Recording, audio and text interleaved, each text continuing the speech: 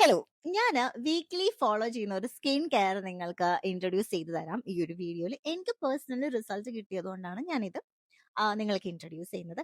And also സ്കിന്നിൽ എന്ത് apply ചെയ്യുവാണെങ്കിലും patch test ചെയ്തതിന് ശേഷം മാത്രമേ നിങ്ങൾ അപ്ലൈ ചെയ്യാൻ പാടുള്ളൂ. നിങ്ങളുടെ സ്കിന്നിന് അത് സ്യൂട്ട് ആണോ എന്ന് നിങ്ങൾ ആദ്യം ചെക്ക് ചെയ്യണം. സോ ഇത് ഫോക്സ്റ്റീലിന്റെ സ്കിൻ റേഡിയൻസ് മാസ്ക്.